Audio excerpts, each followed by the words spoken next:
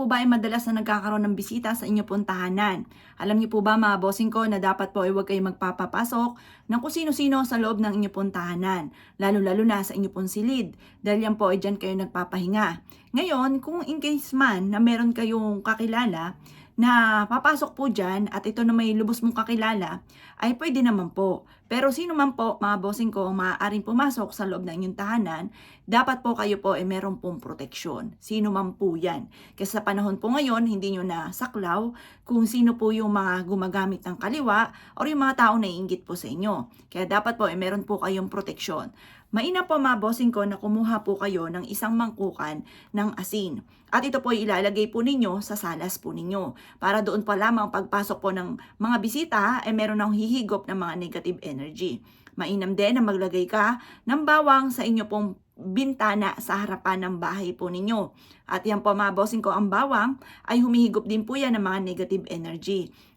Na kung sino man ang tao na mag-iiwan ng mga negative energy sa loob ng inyong tahanan, yan po mga bossing ko ay may mga humihigop. Kasi minsan may mga pagkakataon na basta na lang minsan pumapasok ng mga, halimbawa may bisita ka, sinundan ka, pumunta ka sa kwarto, sinundan ka, yan po mga bossing ko ay hindi maganda po pag po ganon. Kaya dapat po mga bossing ko, in case man na mangyari po yon, meron kang proteksyon. Hindi ka mapapahamak. At kung ano man ang mga iwanan niya negative energy, ay kaagad na makikleansing. Ngayon po mga bossing ko, ano't ano man, kahit may mga ganito ka, nandun pa rin ang pag-iingat.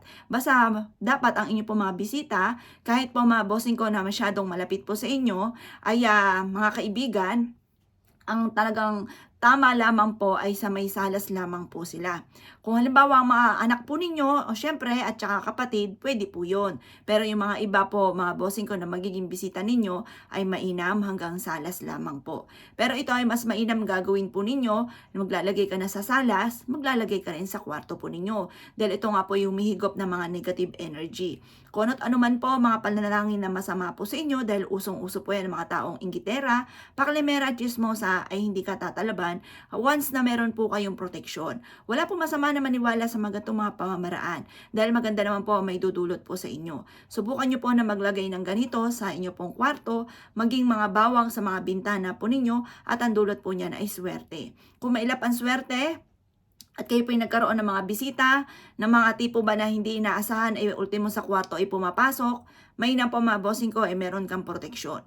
Pero kung wala namang pumapasok, mainam pa rin po ay meron kayong proteksyon mga bossing. Dahil kung kayo po yung nagkaroon ng bisita, yan po yung mga negatibong yan, at nag-iwan man po sila ng mga kamalasan po sa inyo, ay hindi tatalab, at yan po ay hihigupin kaagad ng ating po mga protection na kagaya ng asin at bawang. Proven po yan, kaya wag na wag kang magpapawala.